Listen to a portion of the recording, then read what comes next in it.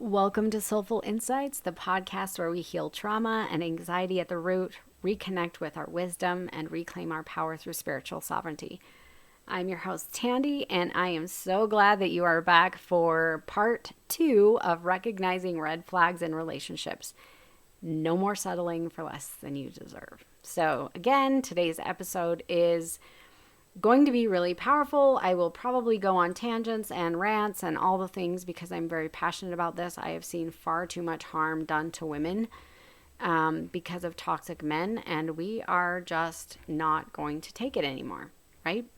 So we talked a lot about signs of a toxic partner last time, and we are going to continue on.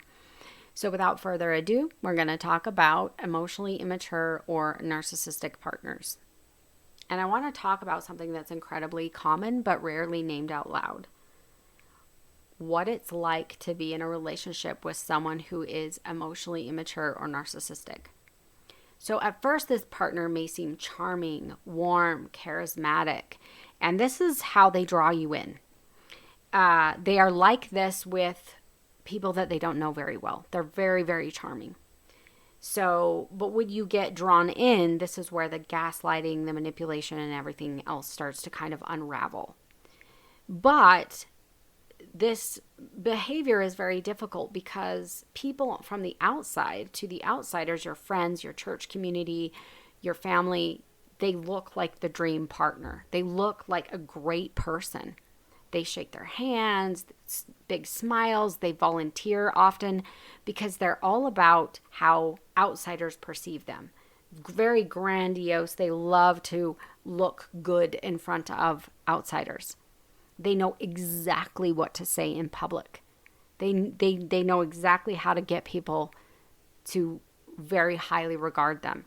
This is going to make it really difficult for you. And what happens, the person in this relationship with a narcissistic person or an emotionally immature person, is you start to question your reality or even think that you're the problem because everyone else sees them as great. And the problem is, a lot of times, not always, depending on the narcissist or how emotionally immature, where they fall on the spectrum, but to a lot of people in the family, they're like, this person's amazing, so you must be the problem. So when you try to explain that something feels off or this person isn't treating you very well, people don't believe you. And then you start to wonder if you're the problem. They won't believe you. They're like, what are you talking about? They're amazing. They're great. Because behind closed doors, it's a completely different story. And it doesn't have to be yelling or screaming or physical abuse. It doesn't have to be that. But behind closed doors and with you, it's different. So let's look at what emotional immaturity and narcissism actually look like in real life. So you bring up a concern, something they said that was hurtful or dismissive, whatever it was. They deflect, they blame you, or they blow up. So let's say you say, I felt really dismissed when you spoke to me that way. Or I didn't really feel like you heard me and were listening to me. And they respond, wow, you're so dramatic. I can't say anything without you twisting it into something. Okay, so when we look at this, you were hurt or you had a concern. And now you're being blamed. You're just dramatic. You're trying to twist what I said. So they're making you the problem. They will not take accountability ever. This is a huge red flag that you are in an emotionally immature or narcissistic relationship, which can be very harmful and abusive. And it can take a lot of healing to work through. So let's say you try to share a feeling. So you're like, I had a really hard day, or the kids were really difficult, or this problem came up, or whatever. And suddenly the conversation becomes about them. They will start saying, oh my gosh, my day, and at work this happened, and these are my struggles, and whatever. So you will notice that they don't have a capacity to hear you. They will look like a blank face when you're talking to them. They can't connect with your experience or your life. They cannot do that. This will happen with emotional immaturity and narcissism. Suddenly the conversation becomes all about them. Or you will be feeling something and they will start a fight with you and then blame you for starting the fight because you brought something up. Again, you will always be blamed. So a lot of times in these situations, you end up apologizing just to get the conversation to stop. So you're not the one that needs to apologize. Your feelings were hurt. You had a stressful day, whatever, totally valid. But yet you end up apologizing, and it will descend into an argument until you do, because they won't. They can't take responsibility ever. So this person is never going to say, I'm sorry. And if they do, it's going to sound like this. I'm sorry you feel that way. I'm sorry you took it that way. So it's not I'm sorry, because the I'm sorry is followed by you are the problem. So I am placing the blame on you. I'm not taking accountability. This is not an apology. This is manipulation. And you need to recognize that. Gaslighting will become the norm in these relationships. They will twist reality so often that you start to second guess your memory. Did they really say that? Maybe I just took it wrong. Like, I don't, you'll start to question yourself. If you're doing that, you need to realize that you will get in their vortex and you won't even recognize that you're in an abusive relationship. This is emotional abuse. You won't even recognize it. You'll blame yourself. And your own self-confidence, your own self-esteem, your own self-worth is going to be, take the brunt of this. You walk into a conversation very clear and very grounded, and you leave it feeling confused and guilty. Big red flag. So this person, your partner, might say, you're always overreacting, you can't take a joke, no one else ever has a problem with me, so they start pulling other people in to these conversations. If you're hearing this stuff, when these things come up, I want this to send a red flag. I'm snapping, if you can hear my noise. This is emotional immaturity. They are constantly putting the blame on you. You are always the problem. You are always feeling guilty. You are always apologizing. If you are noticing these patterns in your own relationship, or you're starting to go, oh, that sounds a lot like my experience, I want you to wake up. Because in these relationships, you slowly start to shrink yourself, your self-worth. Everything just starts to go down the drain because you are always a problem. You're always being blamed. You're never being heard. You're never being seen. You're never being valued. It's so harmful. You start to become hyper aware of your tone, the words that you use, facial expressions. You're trying to avoid setting this person off. And these people play the victim masterfully. They're always the victim. So if you kind of pull away a little bit because you're constantly being blamed, you're constantly being told you're the problem, and you're constantly being gaslit, totally normal response, then they will start blaming you. You're abandoning me. You're not showing me love. So again, your natural response of kind of pulling away from a toxic situation, you get blamed more. So if you try to set boundaries and say, hey, if you talk to me like that, or if you do this, I'm not going to whatever. So you start to set a boundary. I'm not going to stay engaged in this conversation if you talk to me like that. So let's say you set that boundary. If you talk to me this way, I'm not going to have this conversation with you right now. And then they start saying you're being controlling.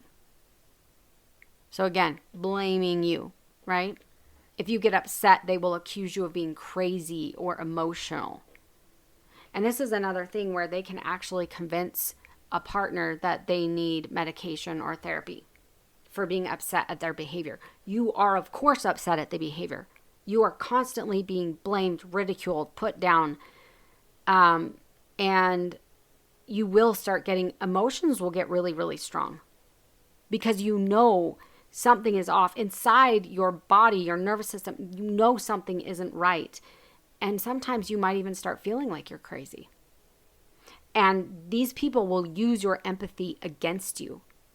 They will weaponize your compassion to dodge accountability. So, he gets caught doing something and you're making a big deal about it and whatever. And this will get used against you until he will play the victim and tell you, oh, I'm so sorry. Oh, and you start apologizing. It'll be used against you. And then they're not accountable. We're not focusing on the fact that you caught them doing something they shouldn't be doing, or harmful or unfaithful or whatever it was, lying about something, I don't know. All of a sudden you're apologizing. There's no space for your needs because everything revolves around them, revolves around their mood, their comfort, and their narrative. So in their narrative, they never do anything wrong. You are always the problem. In their narrative, you must always manage their emotions, their comfort, and their moods. So if you find yourself tiptoeing around when they're in a bad mood, big red flag. But here's the thing. This kind of dynamic isn't just exhausting, it's psychologically destabilizing. This is damaging, harmful abuse. But it's harder to recognize because it's not physical and it doesn't end up in bruises most of the time. It can be very dangerous depending on the type of narcissist that you're dealing with. It's going to cause you to question your reality. A lot of times people in these dynamics, the person that's being abused by this narcissist will think they are the narcissist. If you think you are the narcissist, you are not, because narcissists can't self-reflect. I have a narcissist in my own life, and this narcissist has actually told me that they are an empath. Many times. 100% not. This person has never taken accountability for anything in their life and doesn't care about anyone else's emotions or feelings or whatever. So the narcissist is not going to wonder if they're a narcissist. But you will question your reality. You will stop trusting yourself. You'll start wondering if you're the problem. You'll feel like you're walking on eggshells. You're always guessing. You're always adjusting. You're always suppressing and feeling like something's wrong with you. You'll feel like you ask too much. You'll feel like you're too needy because you've been told this over and over and over again. You can't do anything right. You're just asking for basic emotional safety, for presence, for honesty, for accountability, and for empathy, all natural things in a relationship. But this person cannot offer you that. And it's not because you're too much. I want you to understand that. It's not because you're too much. You're not asking for too much. It's because this person is not emotionally available enough to give what healthy love requires. When you are dealing with an emotionally immature person or a narcissist, they cannot be fixed. I want to be very clear with you on this. They cannot be fixed. And the amount of damage and harm that will be caused to you is not worth it. These relationships have to be ended, full stop. And if it takes you some time to get there, that's fine. But I would never, ever tell someone to stay in a relationship like this because the cost is too great. These people, they cannot be in relationships. They can't. They don't have compassion. They don't have empathy. They don't have the ability to self-reflect. They don't have the ability to improve. So the only thing I can say is you're not asking for too much. You're just asking the wrong person. And until you move out of this relationship and get the healing that you need, do not jump into another relationship quickly. I have seen this happen in my own life, not with me, but with people that I know. I've seen this happen where they just jumped into another relationship before healing themselves. And it was actually the relationship that this woman got into after the first one was 10 times worse than the first one. At least the first relationship was faithful. There was some lying, mostly about finances and jobs and things like that. It really wasn't that, it wasn't good, but it could have been worked on. The second relationship was incredibly emotionally abusive, physically abusive, neglectful, narcissistic, the whole 9 yards. So you have to, once you get out of these relationships, you have got to heal yourself. Spend some time being confident in your own life, living your own life, learning who you are and what you love. What are your hobbies? What do you love to do? Making friends, having a career, getting your own life stable within yourself, and then you will be ready to find a partner that can meet you there where you are. But if you stay in this broken state that you are in after a narcissistic relationship, you're probably going to end up in another one. So that's all I'm going to say about that. But I also want to talk about when transparency is missing in a relationship. So privacy versus secrecy. I want to say in my relationship, I always tell my husband, you don't have any privates. We always joke about that. And I say it too. This is not a one-way street, but we always joke about it. Because when we're driving, a lot of times my husband's phone will ding and he'll be like, hey, can you check and see what email that is? Can you check that text? Because a lot of his business, he works from home. And so I'm constantly going through his texts, trying to find, okay, this is what the text is. How do you want me to respond? Like, I see who texts him. I see who emails him. I'm constantly in his email because we live very far away from the city. And so there's 1.5 hour drives places. And so I'm constantly on his phone. I have his phone. He's not worried about it at all. And so we always joke, you don't have any privates, you know. But the reality is, it's also that there's just trust there, because I could take his phone at any time. I don't, but I could, and just go through it and he wouldn't care. He's not worried about it. And I want to be brutally honest about something that gets thrown around a lot in relationships, and I personally don't agree with it. And that's the idea of privacy. Because here's the truth. When a partner is constantly guarding their phone, deleting messages, withholding where they've been or who they've been with, that's not privacy, that's secrecy. And the reality is, if you're not allowed to see who their friends are on Facebook or who they're following on Instagram or their messages or whatever, if they don't want you to see that and they're like, hey, like, you just trust me.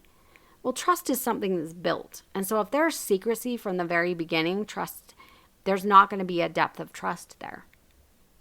There's a big difference between privacy and secrecy. And in relationships, it's like, what kind of privacy do you think you have? If you live together and you're in a really, really intimate relationship, living together, being together, married, whatever it is, what privacy do you actually have? I mean, you know what I'm saying? In reality, healthy privacy in relationships, there are boundaries, obviously, but secrecy is just hiding. And in reality, like, for me and my husband, I will be honest with you, I don't understand privacy in relationships. What privacy do you need? There's not a time ever that my husband has taken a phone call and had to walk out of the room. Ever. Not once. In fact, it's always on speakerphone. That's just how it is. What privacy do you need? Because to me, that means if you need privacy in an intimate relationship, there's something you're hiding. That's plain and simple. There's no other answer to that. And if somebody has an answer, message me on Instagram. I would love to know what you think you need privacy for in an intimate relationship. So when a partner's hiding their phone, turning it face down, walking out of the room to answer phone calls, deleting texts, getting defensive when you ask questions about who they were talking to or who was texting, that's not a boundary, that's a red flag. I ask my husband all the time, oh, who texted you? Like when I hear his phone ding, oh, well, that was the kids, or that was my brother, or that was whatever. He doesn't care. Defensiveness is your dead giveaway. I want to say that again. If they're defensive in any way, that is your giveaway. If you're like, oh, hey, who texted? And they get upset about it, or like, oh, who are you talking to? And they get defensive or don't want to tell you, it's a dead giveaway. Something isn't right. Because if you have nothing to hide, you don't act like you have something to hide. It's like, oh, it was my mom. Oh, it was my friend. Oh, it was whatever. Like, is there really a time when they can't tell you who called? No. In a healthy relationship, transparency is just natural. It's easy. I mean, like I said, with my husband, I'm on his phone when we're driving all the time, checking texts, scrolling through emails, replying to messages. I've replied to his clients so many times. And I'm scrolling through. He's like, hey, can you find the last email? I need you to email someone. I'm scrolling through all the emails.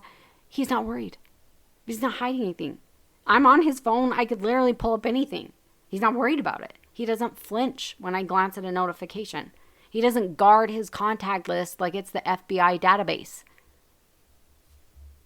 He doesn't make me feel crazy for being curious. Who texted you? Who was calling? It just says who it was. I've never had a time, not one time, where my husband has not told me who was texting, who was calling, or whatever. And he's also said to me, I'm an open book.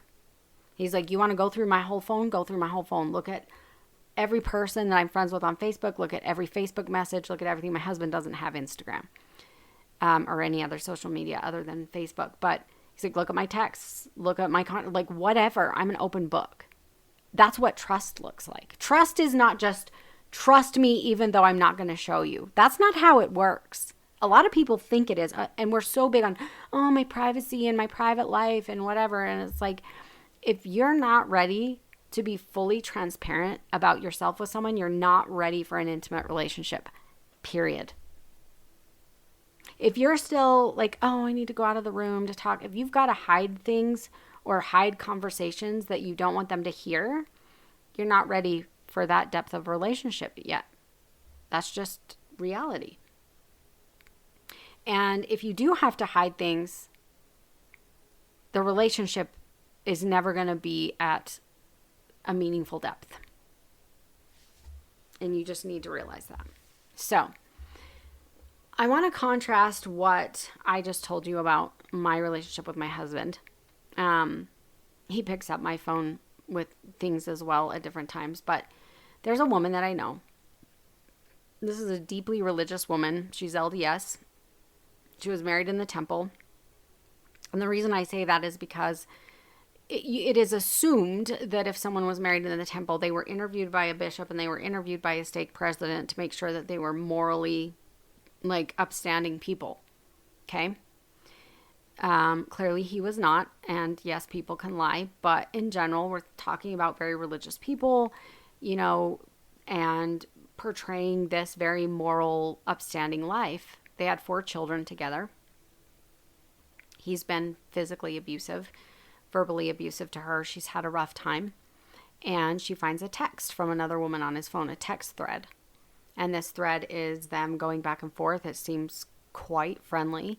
And there's a photo of her wearing a wedding dress as she's kind of scrolling through. He grabs the phone. She asks about it. He gets upset about it. It's not a big deal. I knew you'd make a big deal out of it. She's just a friend from the gym. Not a big deal. He's defensive. He blames her for even asking, like she's the problem. All of that, right? And a lot of people would think, okay, so something's going on, right?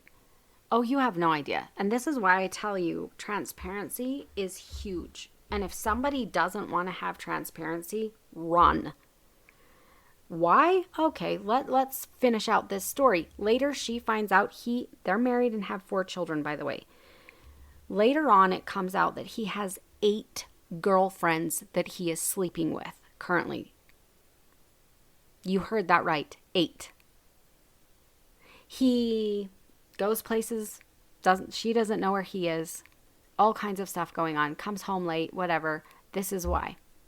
Then she finds out one of these women is pregnant with his child. And she's due in about a month. Yeah. This is why I say transparency is key. Because this wasn't just about hiding text. This wasn't just about a friend from a gym. He's been sleeping with 8 different women. One of them is pregnant and due in a month. And here's the thing. She's trapped. So the baby's born and he lives part-time with her, part-time with the girlfriend that just had a baby, and then sleeps around with the rest of the other 7 women as well whenever he feels like it. And she's stuck. She has no degree, no job history. They don't make very much money. They don't have any savings.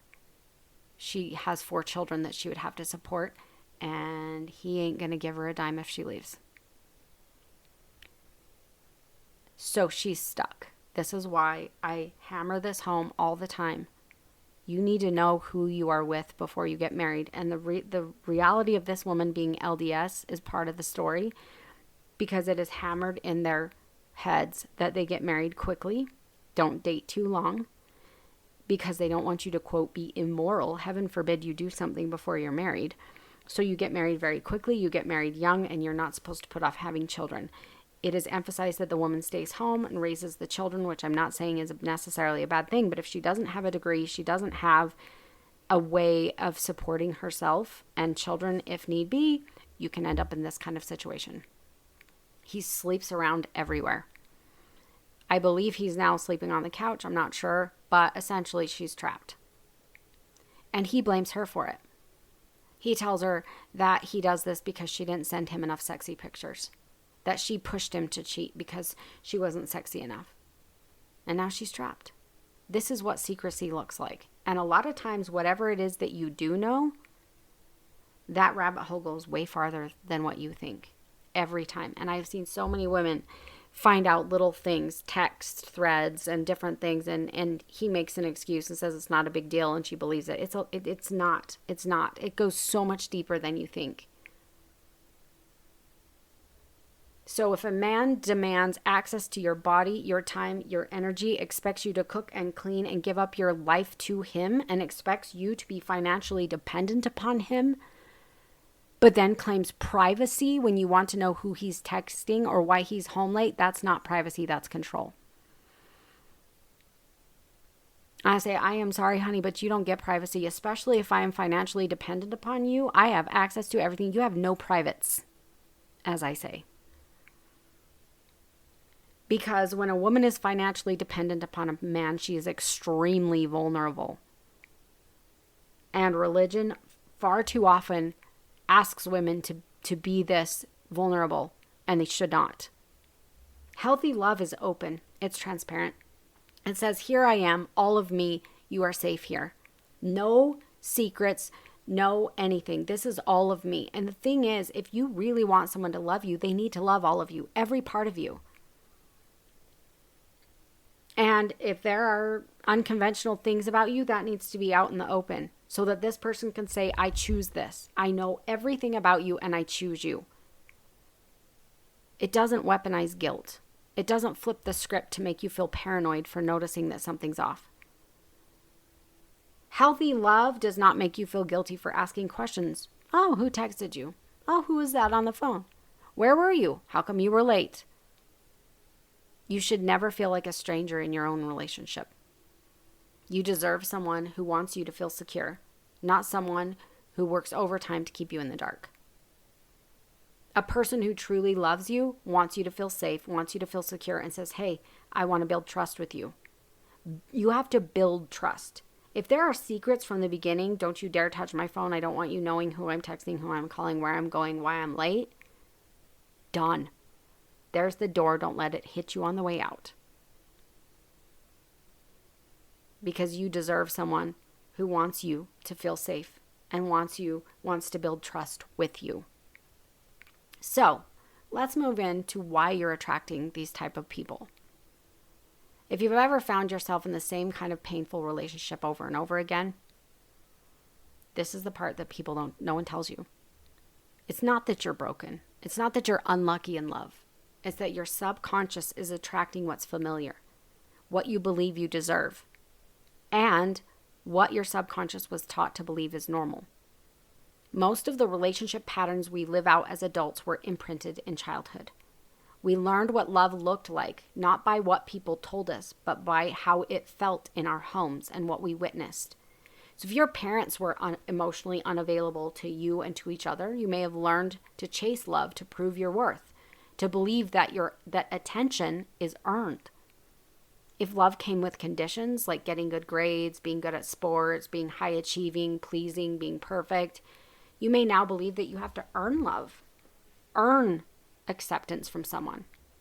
If there was chaos, unpredictability, walking on eggshells, yelling, screaming, volatility in your childhood, your nervous system now sees that as normal and familiar, that chaos, that people are yelling and stuff is going on all the time. Many adults who grew up in chaotic homes feel uneasy and uncomfortable when it's peaceful and calm. They're not used to that. And so they end up in volatile relationships. And they're not happy, but it feels familiar. We need to heal that. And then you can enter into a healthy relationship. If a parent was narcissistic, emotionally manipulative, or lacked empathy, then narcissism or emotional immaturity feels familiar. And familiarity feels like safety to the subconscious mind, even though it's not. I have seen this happen. This young woman that I know, absolutely adorable, married at 19 years old to a very severely narcissistic man. And she is just a shell of the woman she once was. And it is absolutely heartbreaking, but he acts a lot like her mother. And it felt familiar to her to have someone telling her she's doing things wrong all the time, and to not be able to offer love to her, not be able to see her, and it just seemed familiar. And you might tell yourself, I just want to be loved. But deep down, your subconscious is saying, I want what I know, even if it hurts. And it's not that it wants you to hurt. It's just like, this is the pattern that we know. The subconscious isn't making the connection that, like, this is bad for us. These beliefs get buried under the surface, that you have to work for someone to stay with you. The fear of them leaving may even be there. Love means fixing or saving someone. Being treated well feels foreign or uncomfortable. If someone loves me too easily, something must be wrong. It's not because you're weak. It's because this is how your brain was programmed. We don't rise above that programming by willpower or even talking about it. We rise by going inward, meeting the younger parts of us who didn't get love, protection, or safety that was needed, and giving it to you now. It involves subconscious reprogramming to rewrite those default patterns. This is where inner child healing can come into play. When we validate the pain, we rewrite the beliefs that you internalized. Then everything starts to shift. You stop craving the chaos. You stop settling for crumbs. You stop attracting what's familiar and begin receiving what's healthy. And the good news is, the reprogramming can be done. It doesn't take years. It just takes willingness and safety and the right tools. And so we're going to talk about how hypnotherapy can guide you into the subconscious mind, heal those inner wounds, and rewire the beliefs that have been keeping you stuck in cycles of heartbreak. And you're closer than you think to the love that you actually deserve. So before we get into that, I want to talk about what real healthy love actually looks like. Real love is not exhausting. It's not confusing. It doesn't hide. It doesn't need privacy. It's not you doing emotional gymnastics just to feel seen and heard. Real love is a partnership, not a performance. And it's also not service. The right partner doesn't make you beg for basics. A right partner listens, not just to respond, but to understand you. And when something doesn't sit right with you, the right partner doesn't get defensive, they change it. Not because you nagged, but because your happiness matters to them. Your partner should share the load mentally, emotionally, and physically. Your partner does dishes when they see they need to be done, packs lunches for the kids, picks up the kids from school. Not to help, but because it's their home and their family too. Your partner doesn't disappear into work or hobbies while you drown in burnout. They are present in the trenches with you. They're reading bedtime stories. They're picking up after themselves, cleaning up, laughing, comforting, and showing up for you every single day. They see the need and they meet it. It's not just about kids. Your partner sees you. Your partner supports your goals, your dreams, your vision for your life. What do you want to become? Do you want to go get an education? You want to get a master's degree? Is there something you've always wanted to do? Your partner is cheering you on. Okay, let's figure out how to manage this household and whatever it is, responsibilities we've got to get you there. Your partner says, go after your dreams. I've got your back. Celebrates your wins. Lifts you when you doubt yourself. Your partner is proud to stand beside you and does not stand in front of you. Your partner makes you feel safe in their presence. You're safe to express yourself. You can rest and take a sigh of relief in their arms, and you are safe to be your full self. Everything that you are is seen to your partner, loved and embraced. Your partner owns their own emotions. They do not weaponize silence. Do not run from hard conversations. Doesn't punish you for being sensitive. They honor it. They honor your emotions. And when it comes to intimacy in a healthy relationship, they channel their passion into you. You are the source of their passion and their interest. They are not interested. They're not flirting behind your back. They're not scrolling other women online. They don't accidentally cross boundaries. They're not looking at other people. Why? because they are channeling their passion into you. He's not just loyal in action, okay? Loyalty is in thought, in energy, and in intention. An honorable partner lives in integrity in their thoughts and with their energy and their focus and their intention. A loyal partner treats other women with respect. An honorable man does not catcall women, does not reduce women to body parts to be consumed. And if they do, they're not healthy, and it's going to end up being a disaster in your own intimate life. Trust me. I'm not going to get into that right now, but if you'd like to know, I would be happy to explain to you how men looking at other women destroys true intimacy. Because he'll disconnect from you in intimacy and you'll feel it. A lot of women don't even know what intimacy really feels like because they don't have partners that even know how to have intimacy. All they know how to do is consume a woman. He will suck your energy dry because intimacy is only about pleasure for him. And if you've never had a man actually give, here's the thing. I'm going to go on a rant here. Let's think about intimacy for a minute. Let's think about masculine and feminine energy. Masculine energy in intimacy is the giver. Think about body parts for a second, okay? Who's the giver and who's the receiver? Kind of obvious, okay? The female feminine energy is the receiver. So why is she always the one performing? Men always think you give me pleasure. I look at you, I consume you. Men are extremely selfish in intimacy when they think that women are supposed to perform for them. When they think that men see women as women are supposed to pleasure me, they're supposed to serve me. It's all very selfish, and that's a very patriarchal society that we live in. But when you have a healthy man, he doesn't do that. Intimacy is like mind-blowingly amazing when men don't act like that. I know from experience. It's amazing. But he honors your body, your heart, and your trust. And you can trust him. And in his thoughts, in his actions, in everything, you feel safe. He sees your worth and he rises to meet it. Because the right person won't just love you. They'll revere you.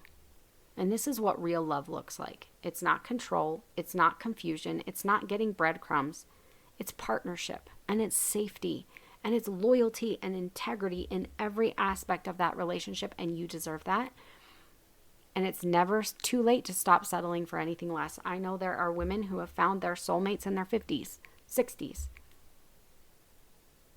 And that might be where you're at. It's never too late. Don't settle. So how do we break this cycle? How do we stop attracting the ones that hurt us, gaslight us, and give us breadcrumbs? Finally call in someone who sees your worth, who treats you with the love you deserve. Let's go to the root. And the root is always in your subconscious mind. That's where all that programming is. And hypnotherapy is one of the most powerful tools I have ever used for myself and for my clients because it speaks the language of the subconscious mind.